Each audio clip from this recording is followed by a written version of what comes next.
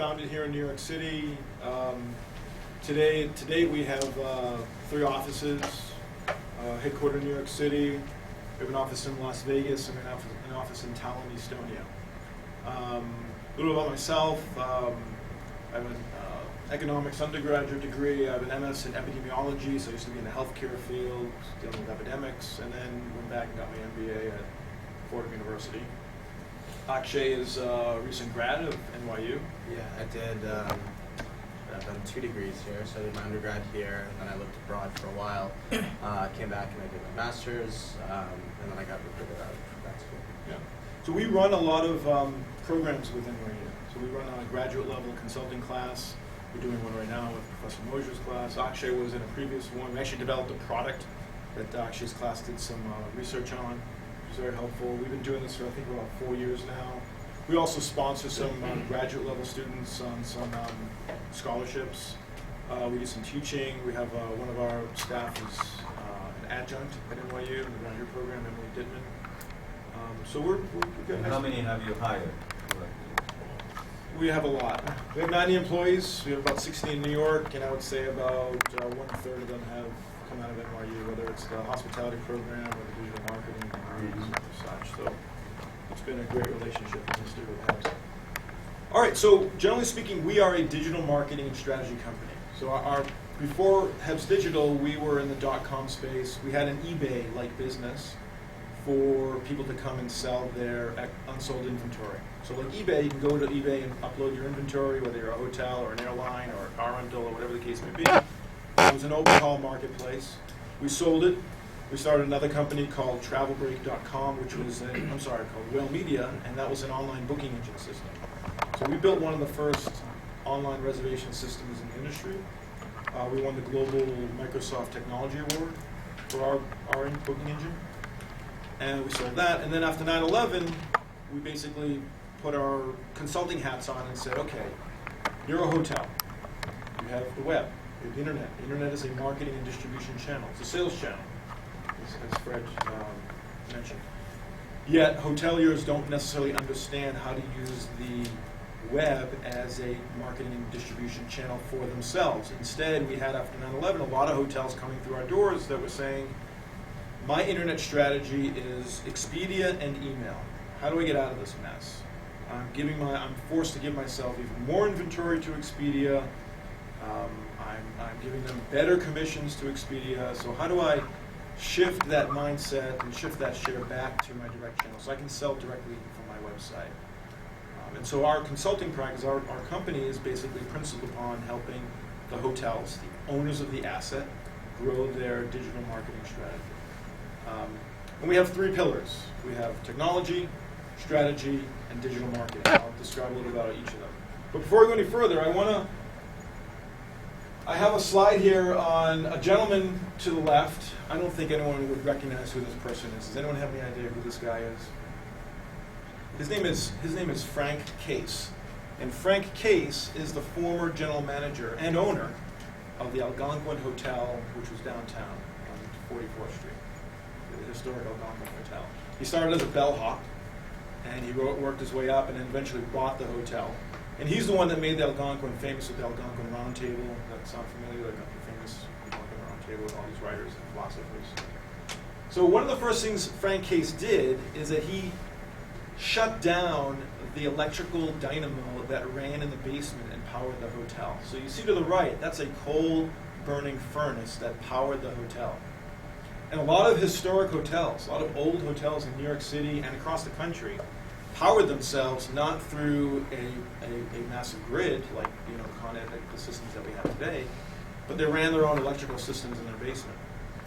And when Frank Case became the owner, he said, the first thing I'm going to do is I'm going to shut this damn thing down because I've got to pay guys to shovel the coal into the furnace. I have to pay guys to run this machine. And I'm in the business of selling room nights, not the business of running a power station. I'm going to leave that to the engineers, the electricians, the power grid companies that do much more effectively, the utilities. And that thinking is very appropriate. Now, if you go to the next slide, does anyone recognize the gentleman to the left? Does that face look familiar? Yeah, he stole Ian Schrager's idea. So that, No. I'm sorry? Fish? No, that's Barry Sterling. Barry Sterling is the founder of Starwood Capital. That's the W, the West, and all that kind of stuff. And his novel concept was, hey, at the end of the day, we're all about selling room nights, selling the experience, selling the bed. He's the one that cornered the whole heavenly bed. So his reason for doing this, and think about it, it's so obvious, right? I mean, we're a hotel. That's the business we're in. We're in the business of selling room nights. That's what Fred's business is. He made it very clear. You're here to enjoy a 5-star experience in a bed at a 3-star price. So Mr. Sterling's concept is we've gone so far away from our core competency, which is selling room nights, selling that experience, that heavenly bed. That's who you are. That's your core competency as a business. It's the bed experience. So the reason for sharing that is that it took 100 years ago for a guy named Frank Case to say, hey, we're in the business of selling room nights, so let's get out of the furnace business. And then 100 years later, Barry Sterling had to remind everyone again, we're in the business of selling room nights, not in the business of all the other things of a hotel. So that's what we need to at least zero in on. Now there's, of course, ancillary revenue channels with food and beverage and spa and all that kind of stuff. But at the end of the day, we are in the hotel business. We are in the hospitality business. We're here to sell rooms. So, And just to add to that point, I think the message that's trying to be communicated is just do what you're good at. And if you're not good at it, and if that's not your core business, you're going to be spending time and energy and resources doing something you're just, so those are two famous people in history, and the third. oh, that's my baby daughter. Go to What's grandma. her name? How did she get into that photo? What's her name? Famous hotelier. Her name's Phoebe. She's 5 months old. I'm not sure how she got into it. All right. So this is when we talk to hotels, and hotel companies come and they want to meet with us. These are the kinds of questions we ask them. We ask them such things as, how is your direct online channel growing? What are your pain points in the digital strategy? What are your dependencies on the OTAs? How are you going to shift share away from the direct channel? What is it, your next 12 to 24 months looking like regarding your revenue strategy? And the reason we ask these questions is that sometimes the hotels find themselves engaged in building their web channel themselves. They bring in-house, and they hire programmers, and they hire developers, and they hire designers, and they start building technology infrastructure. And it sounds a lot like Frank Case all over again, or Barry Sterling all over again. And we have to explain to hotels that, listen, you need a web channel, you need a digital channel, you need a marketing channel online, no doubt about it. But you're in the business of selling room nights. We, on the other hand, are the experts in the digital marketing channel. Let us be your partners in helping you grow this revenue stream. So, again, this kind of counters to what Fred's business model is, but their DNA is part of the model, so it makes sense that they would make these kinds of investments. But for many hotel companies to have on staff programmers and web developers and web designers and make these kinds of investments when the technology is constantly evolving. Only 6 years ago, Facebook and other social media. You go back 8 years ago, then you had Google AdWords, and you had the GDN. You go back 4 years ago, you had the proliferation of the smartphone. How does a hotel keep up on these things? They don't. That's why they need to focus on their core competency and then rely on strategists and technology companies that focus on this. It's basically the mantra of who we're all about. So if we go to the next slide, you see about us. We're a strategy company, we're a technology company, and we're a digital agency. And we bring it all in-house. So here's a key difference in terms of our philosophy. Everything we do is in-house. We don't outsource anything. And it comes back to the comment I made earlier about cost and quality. When a hotel comes to us and says we need to relaunch our entire web strategy, we do it in-house because we want to control the cost, we want to control the quality, and we also want to be able to deliver it in the time frame that we described. So let's just jump forward a little bit and just go to some business questions that might make more sense.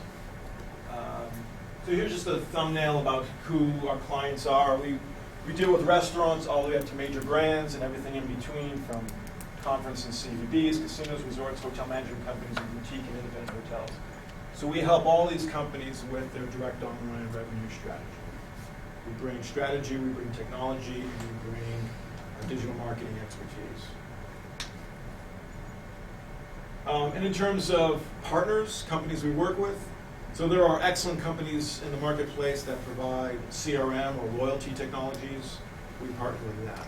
There are essential reservation system companies. There are property management system companies, analytics, and digital marketing platforms. We don't build them, we use these for the benefit of helping the hotels grow their marketing channels. We're very much an Adobe shop, meaning that we use a lot of Adobe tools. Google Analytics is a popular product, but it's a free product. It means that it's cheap and that you only get what you pay for. We believe strongly in Adobe Analytics. It's about a mile deeper in data and intelligence. So we know a lot more about the customer, where they're coming from, who they are, what they're doing, how they're behaving on your website, much deeper than you could get from any free application. So all our clients use Adobe Analytics. And we have a bunch of others that are here, like Google. Yeah, Google. We do a lot of partnerships with Google. We have every year an annual conference in July. We actually had a strategy conference with Google in February. We had a digital breakfast back in October. Every July when we have the conference, we often will recruit NYU students. It's down at the Google headquarters. It's pretty cool. You get a chance to tour the Google Glass lab or the Google campus itself. So it's a nice opportunity to open up for students. And then, there's a bunch of partnerships and all that. And then at the end of the day, when a hotel hires us, we basically want to demonstrate the tactical return. We give you $1,000 to advertise, we expect $25,000 back in revenue. That's the measurement that we live by, 2,500 to 1 return on any kind of advertising. So is your sweet spot to be in between, all these options, to understand what are the solutions out there, and you understand the client problems, so you can make a market? Yeah, at the end of the day, what we need to do is first put our consultant hats on and evaluate what are the pain points, how are they performing. So I asked the question earlier, what is your spread with indirect versus direct? Whenever you're doing an analysis with a hotel, you should always ask, how are you selling? Okay, and what was your occupancy last year? And what was your dependency on the OTA? The sort of standard litmus tested questions you should ask. So my question to you was, you had 67% occupancy, and of that, I think something around 60-40, direct versus indirect. So there's still room for improvement, and this is a common theme. Hotels are too dependent on the intermediaries and still go empty rooms at night, so there's significant help that the industry needs to help wean off of the intermediaries that are taking significant money away from them. So let's look at the numbers for a second. I'm just going to jump down here. Do we have the slide on the dollars? Here we go. So, excuse me. Here's a very practical example. A case study of a property in Atlanta, $12 to sell through their own website. Through the GDS, through travel agents, $50, the OTA is $100, and the flash sale, like coupon, $270. So, easy math. You're a $200 room night. You sell for 2 nights, it's $400. Okay, that $400 minus $12 if I sold through my own channel. So I'm pocketing the difference. I'm pocketing basically $380 in my pocket for that sale. If I'm selling it on a flash, it's a $400 ADR. The deal value, because you have to strike it in half right away, that's the Groupon's deal. Listen, hotel, if you want to advertise through Groupon, your rate is $200, well, it has to be $100. So it's already $100. And of that, 50% of it has to go to Groupon, shared to us, shared to Groupon. So you can see that at the end of the day, 67.5% discount on the $400 being sold. So that money, that margin is all going to Groupon. And if you look at the OTAs, you look at the GDS, and then you look at the hotel. So it's $50 to sell through GDS, $100 through the OTA, and as much as $270 for a 2-night stay. Now, as a hotel, I've got payroll, I've got union fees, I've got the electricity bills, I've got the mortgage to pay. and I'm losing as much as 70% of my revenue to the intermediaries. So what does this all mean? This all means that when it comes to marketing and selling yourself online, you've got to make the direct channel sacrosanct. You cannot compromise on that.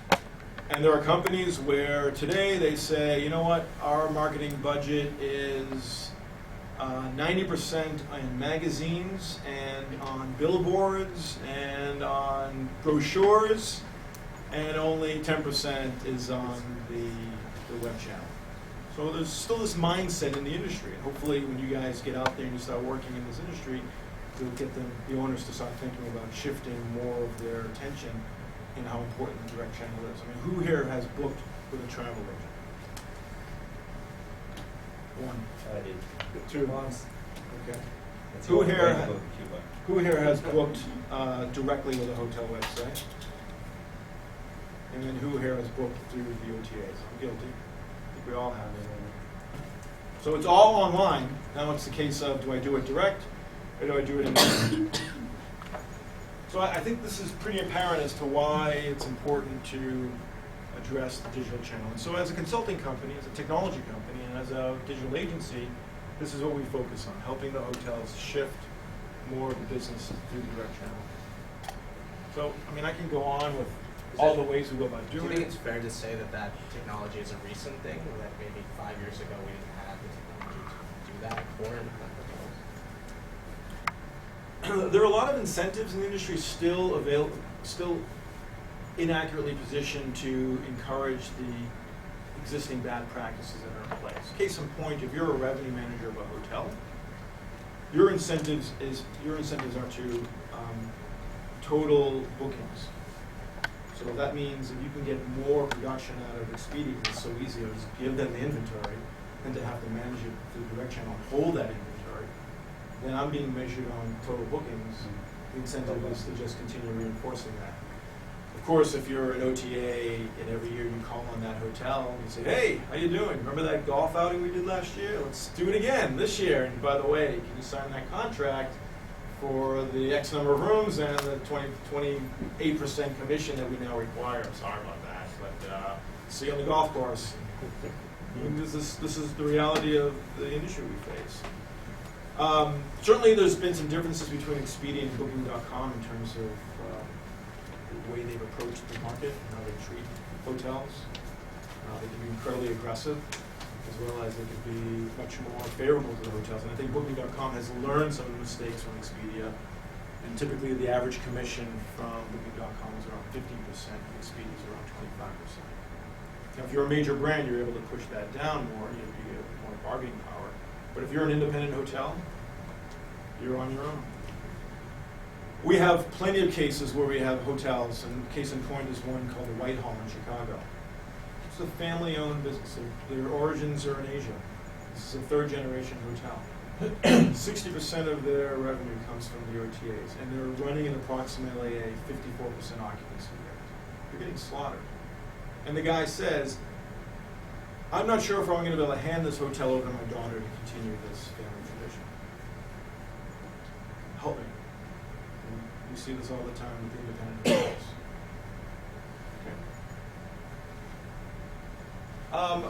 Okay. There's a case of what do the brands do, and what do how do the brands, the franchisees, differ from the independents? That should be a reasonable question to ask. So you see here that the OTA overdependence in the industry remains a problem, but more so with the independents. But let's look at the major brands for a moment. So the brands have figured out how to shift more of their marketing dollars and marketing the traffic through the direct channel.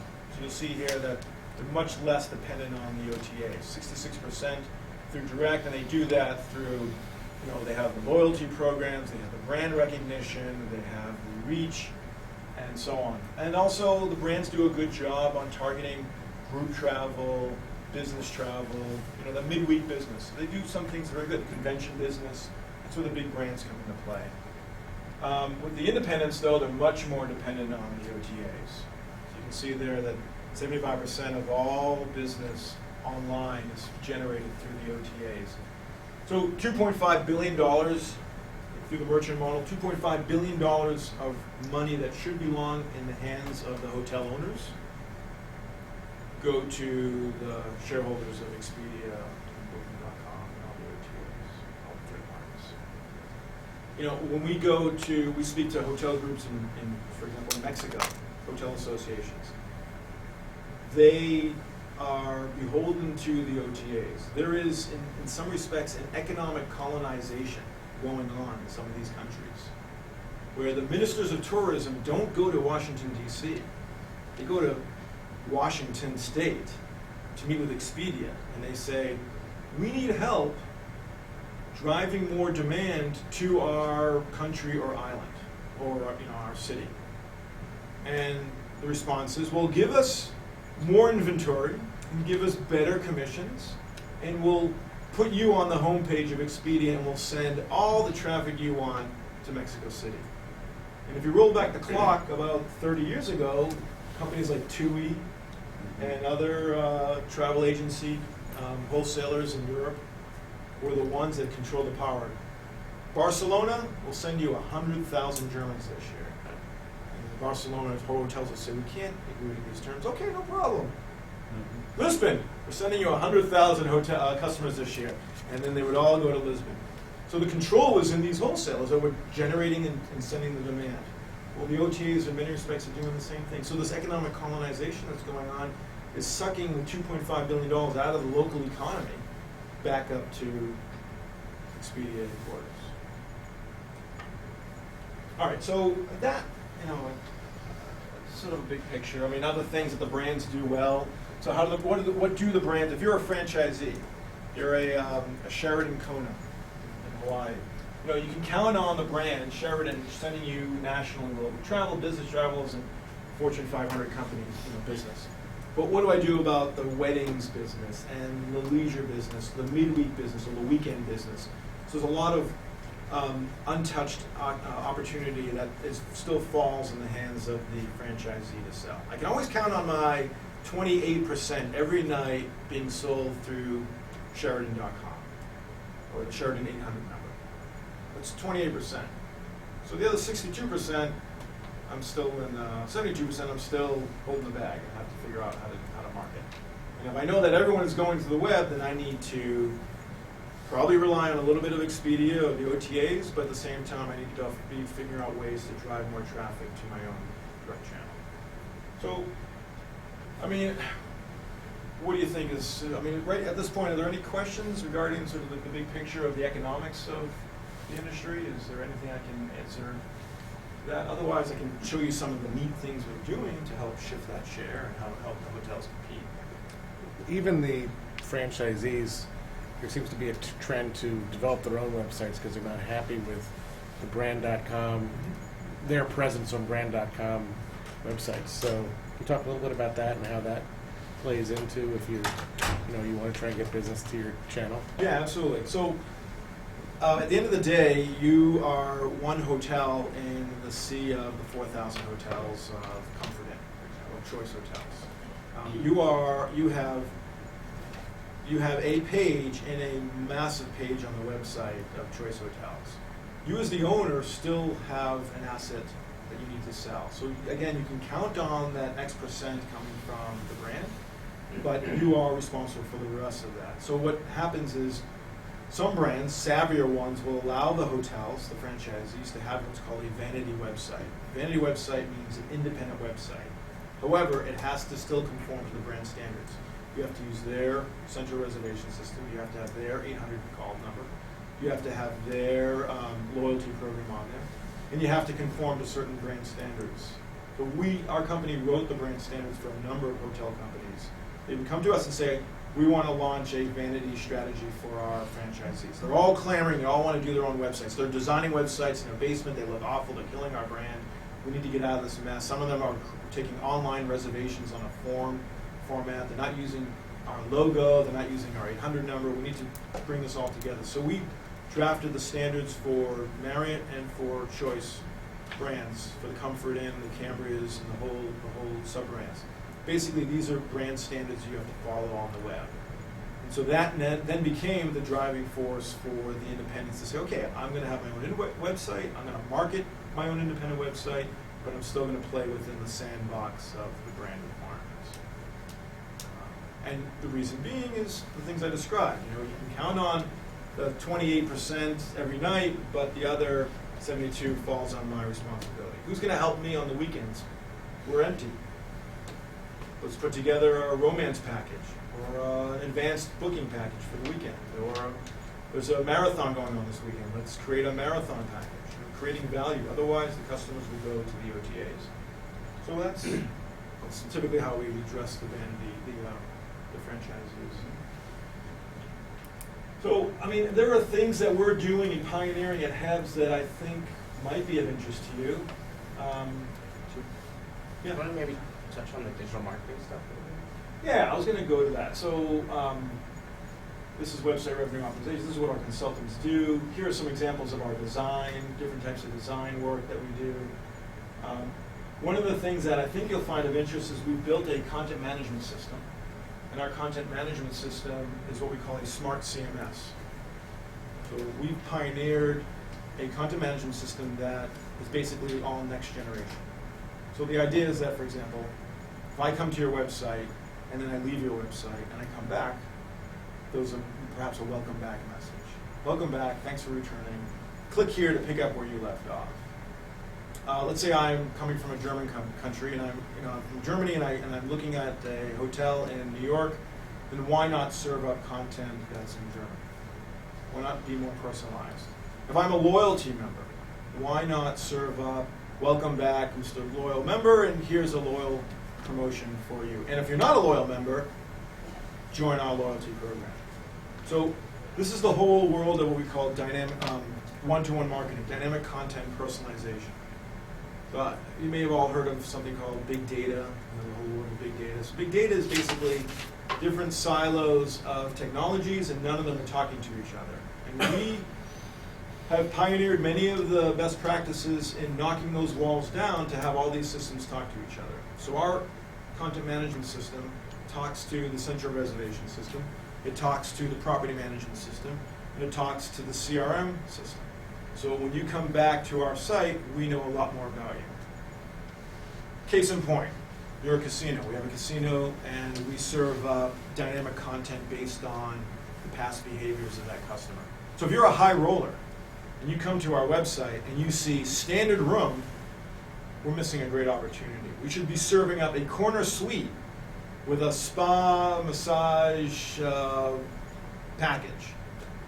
If we know more about you, then we can serve up, your favorite newspaper in the morning at your desk, at your door, and so on. So the whole point of big data is knocking down these different technologies and building a system to talk to each other so we know that much more about you.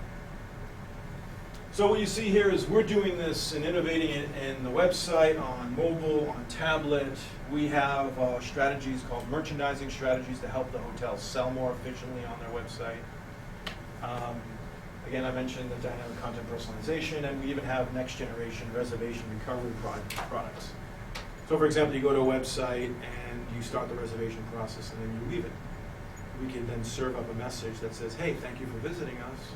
Please click here and we'll bring you back to the reservation where you left off. These are all ways to shift share back away from the OTAs. These are all ways to speak to the customer and get them to buy directly to you. Otherwise, you're just selling a rate and you've commoditized your own product. This is how you compete in the world that we live in. So our smart CMS, go deeper into it. Here's an example of dynamic content. Someone from California is checking the New York Palace, which is a client of ours, and the content that they see is much different than the content that someone from New York would see. Because we know that you're from that market, and we're serving different content based on that. So here's like a 101 on websites. It's like, what's the big deal, right? It's just a look and feel system. In many respects, the infrastructure that goes into a website and digital channel is almost like as if you were building the Golden Gate Bridge. A lot of money, a lot of manpower, a lot of thought, a lot of development, a lot of technology. It's just in a different form. It's on the web. So a website consists of basically three components. You get the look and feel. This is the prettiness, the photos, the imagery, the design, the branding. Then you have what's called the programming layer. You push a button, it does what it's supposed to do. And then behind that, you have what's called the content management system, the database that stores all the data. So we've built a system where you, Mr. Hotelier, can go into your content management system and create a package on demand and say, I only want to serve this to people coming from the UK. You push send, and it's now available running in real time for customers that are coming from the UK. That's how sophisticated this technology is. Yeah, so this is more of describing this back-end picture of what it looks like. This is the engine itself. The reservation recovery, I mentioned the reservation email strategy, so customers who abandon the site can come back and book. Smart rates are serving up real times and real rates, that are available. Reservation reminder, reservation management of different types. Let me share with you some what we call DRM. So DRM is dynamic rate marketing.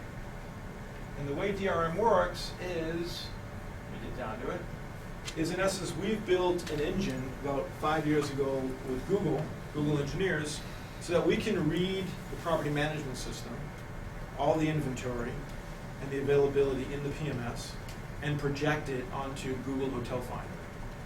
And we do the same thing with TripAdvisor, the show prices program. So have you ever gone to TripAdvisor and you go to a hotel website, go to a hotel page, go into the calendar and you type in dates, and you see a bunch of advertisers, Expedia, Booking.com, you'll see a rate next to it. Does that sound familiar?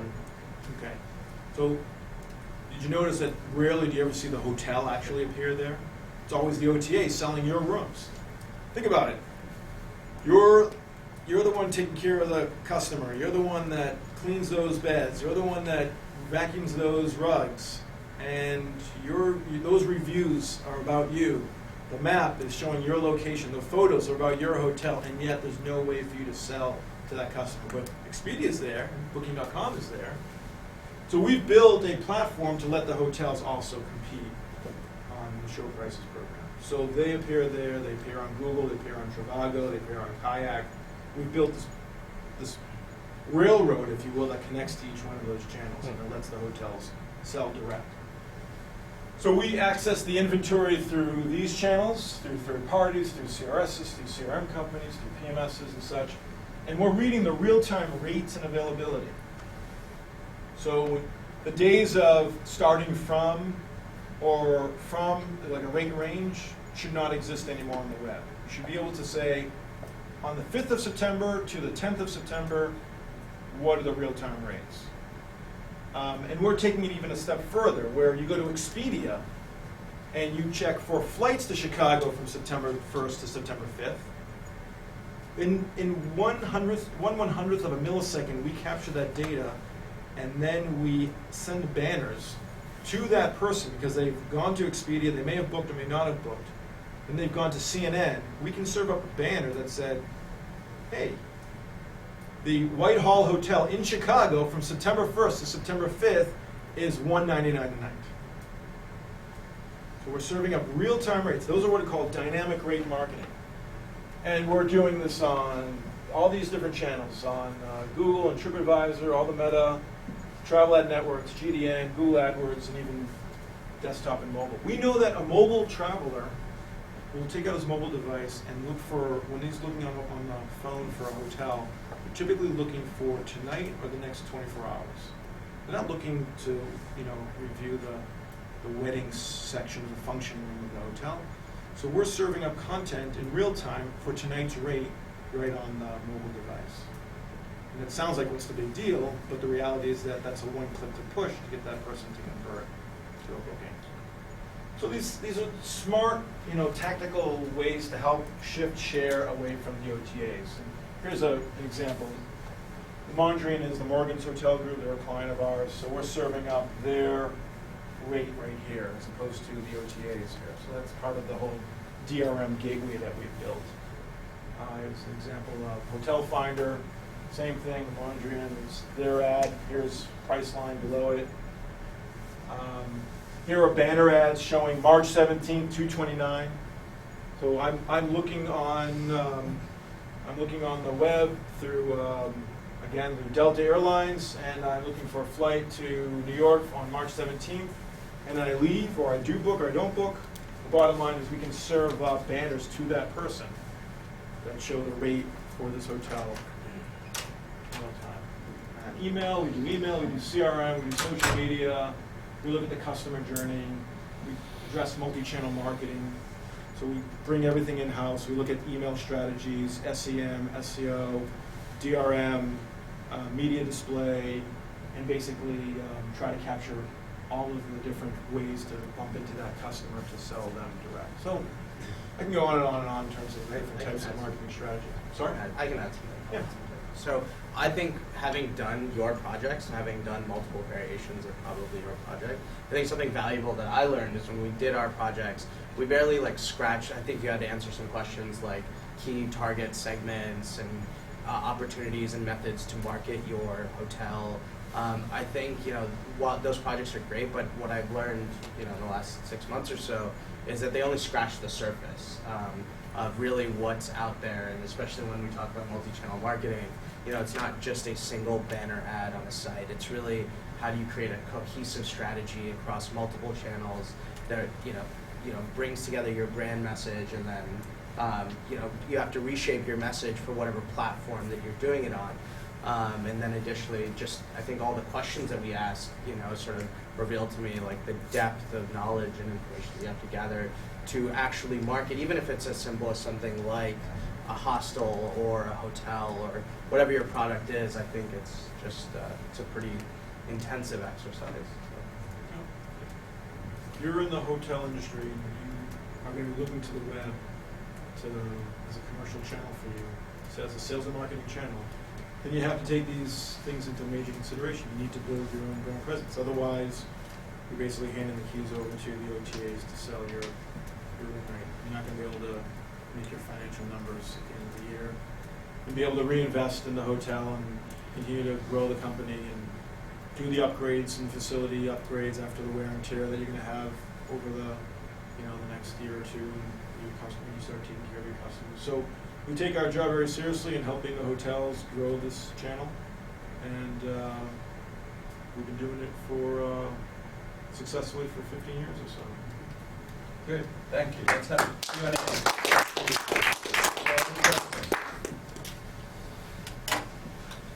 So you're not assuming that it's possible that hotels can completely drive all their booking numbers back to direct booking and not rely on OTA at all? Any hotel is going to need a marketing mix. Right. So there's going to be an inevitable amount of inventory that's simply going to go unsold, and you're better off finding some kind of a lower cost distribution channel for that. And that may mean turning to the OTAs. But you can use the OTAs in a smarter way. A lot of hotels don't necessarily understand that. For example, when you do a Google search for a hotel name, sometimes you'll see Expedia use that name in the ad, and sometimes you'll see, for example, a hotel's name not appearing in the Expedia ad. That hotel has forced Expedia not to take its copywritten name, its trademark name, and use it in their advertising. That's a very smart way, and this became almost a standard about 10 years ago. A best rate guarantee. So you still use the OTAs, but if you have a best rate guarantee on your website, you can remind customers when they come before they go and search elsewhere to compare rates that at least I know I'm going to find no better rate than I will at this hotel website. From a revenue management standpoint, like Revenue 101, you should lower your rates on your own website before you lower them on the OTA channel. Sort of these no-brainers. I mentioned last room availability, the trademark name. I mean, there's going to be you're going to face seasonality. It's part of the nature of the business. If you're going to use them and you're going to have some kind of a special offer on Expedia, there are cases where we've done this. I mean, Red Lion is a good example. Red Lion, you guys familiar with Red Lion? They're popular out west, 55 hotels, they're a public company, headquartered in Spokane, Washington. Red Lion has this exclusive with Expedia. So you'll only find Red Lion available there. And what we've done is we've said, okay, if you're going to run a special promotion on Expedia, at least have it on your own website. And by doing so, the sale was about 60-40 60% of the sales were through the website, 40 through Expedia. The cost of sale was compressed to about 9% as opposed to the 18% or 50% through Expedia. So there are ways to use the OTAs, but use them to your advantage. Use them in a smarter way. Hotel says, how am I supposed to compete with Expedia? I'm just a single hotel in Poughkeepsie, New York. Who am I to compete with Expedia? Well, you know, Expedia has 400,000 cities to market.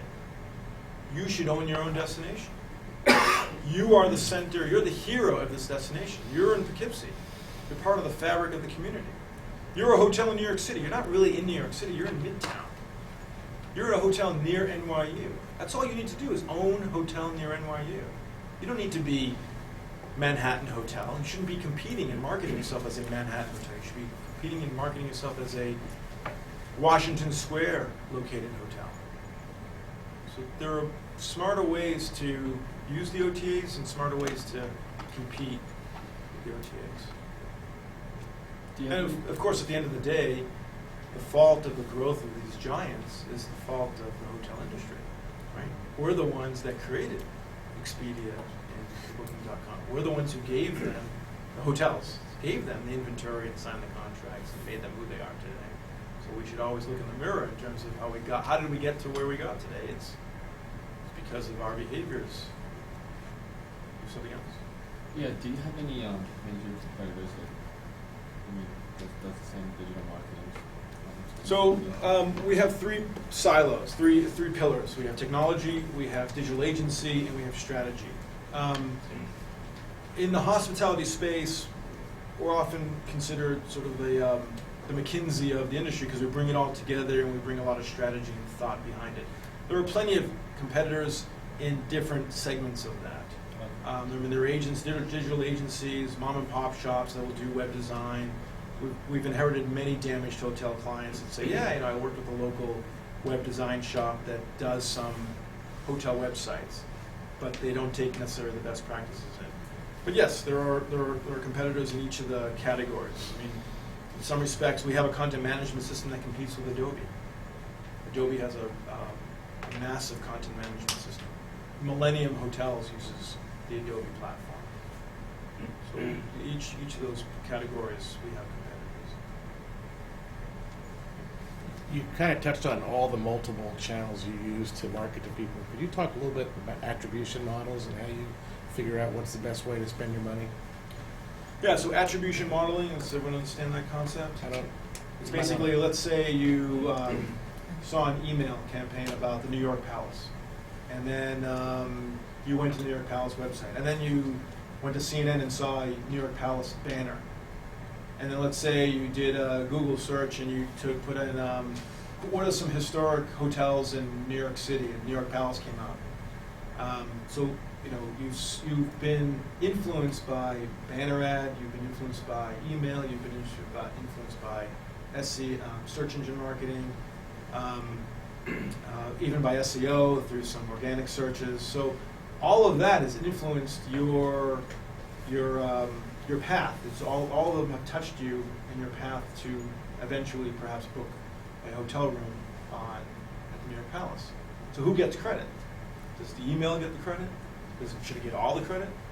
Should it be maybe the last point, the last touch point, as it's called?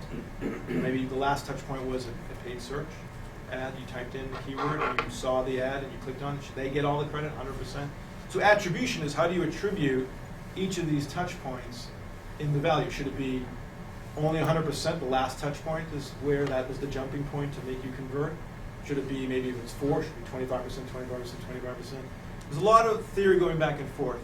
I'm a big believer in basically giving each of the channels a percentage of the credit because basically all of them have influenced you to the booking process.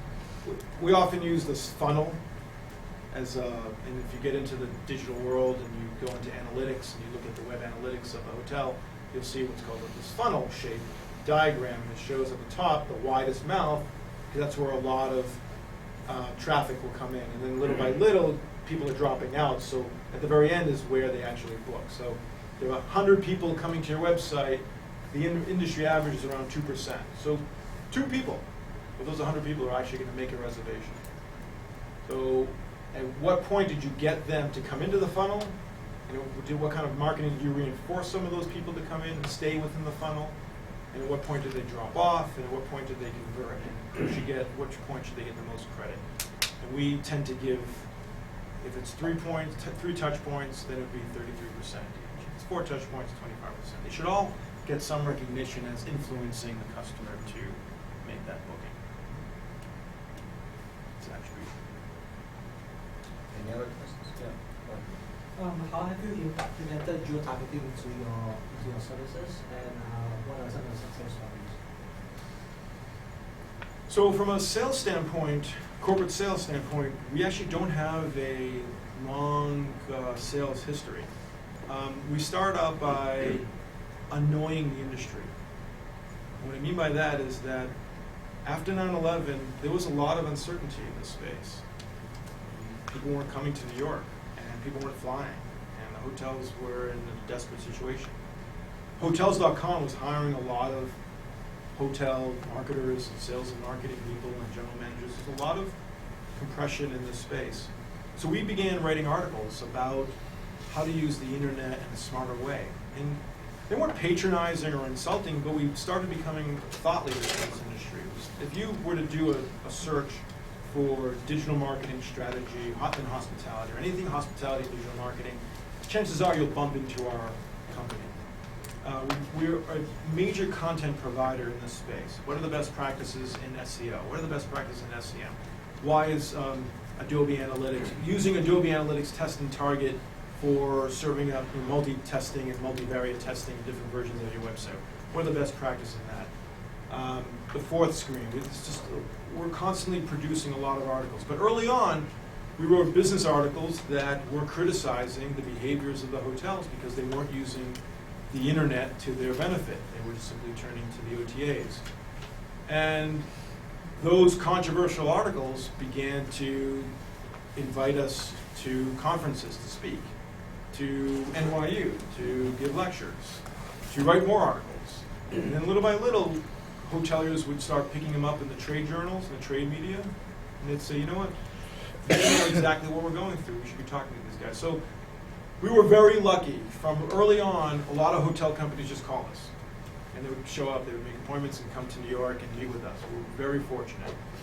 And it wasn't until more competition came into play and the industry became more sophisticated, more social media and mobile marketing. It's an incredibly dynamic industry. We now get more involved from a sales standpoint by actually bringing on people to meet with hotels and prospect hotels. Akshay is a business analyst who helps coordinate some of the sales efforts. But from a more tactical standpoint, we have what are called audits, industry audits. And we will evaluate what are you doing in SEM, SEO, are you segmenting your customers? Are you have any kind of mobile strategy? What is the mobile strategy? Do you have a tablet strategy? So we'd have like a scoring system where we would evaluate you. We're not commenting on your look and feel, your prettiness of your website. We're looking at it from a business standpoint. And these audits would end up resulting in consulting engagements for us. And we once used, we had a class called e-commerce here. And in my class, they used the HeBS method to evaluate various destinations on the hotel website. So it's really powerful too. We have another version of this audit. It's called a brand level gap analysis. So when you get out into the world, you're gonna think you're the smartest people at the company. And you're like, why does the president do this? Or why does my boss think like this? And the reality is that we all live in a world of limited resources, and there are certain priorities.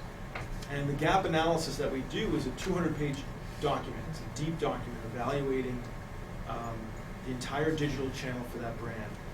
And our clients will take that document and go back to the owners, go back to the senior people and say, don't take my word for it. Take the words of this company. This is where we need to invest over the next 12 to 24 months. This is where we need to make changes if we want to compete against our competitive set.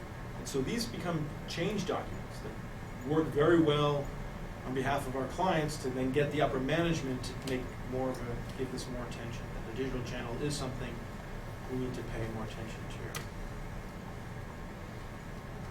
Anything else? So let's take a 5-minute stretch and then we turn the tables and we'll